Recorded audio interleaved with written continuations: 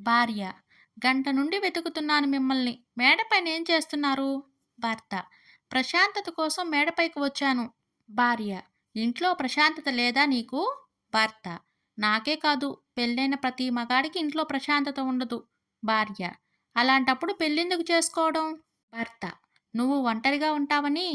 భార్య: అసలు నన్ను పెళ్లి చేసుకుని మీరెలా ఫీల్ అవుతున్నారు?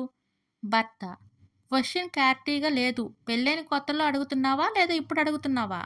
భార్య: పెళ్ళైన కొత్తలో ఎలా ఫీల్ అయ్యేవారు? భర్త: నీవే నా ప్రాణం, నీవే నా సర్వస్వం, నీకై చేసే వెన్నెల జాగారం అన్నట్టు ఉండేది. భార్య: మరి ఇప్పుడు? భర్త: తాళికట్టు బ్రహ్మచారి, ఆలి అంటేనే అనకాలి అన్నట్టు ఉంటుంది. భార్య: నాకు గాని కోపం వచ్చింది అనుకో, నీకు ఉంటుంది నా చేతుల్లో.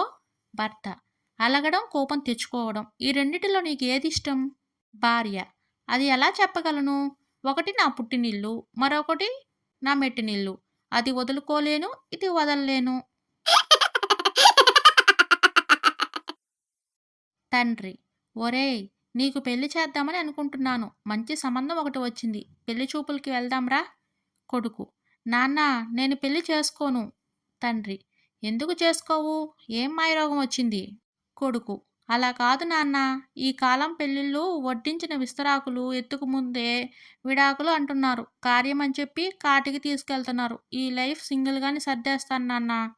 తండ్రి: ఒరేయ్, ఊరిలో నా పరువు పోతుందిరా. ఈడు వచ్చిన కొడుక్కి పెళ్లి చేయలేదని నా ముఖం మీద అంటారురా. కొడుకు: నేను పోయినా పర్వాలేదని అంటావు అంతే కదా, కానీ ఏం చేస్తాం?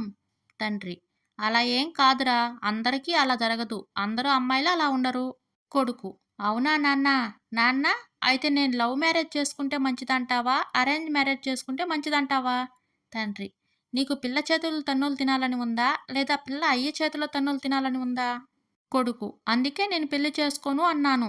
తండ్రి: నువ్వు పెళ్లి చేసుకోను అని అన్నావంటే నా చేతిలో తన్నులు తింటావు.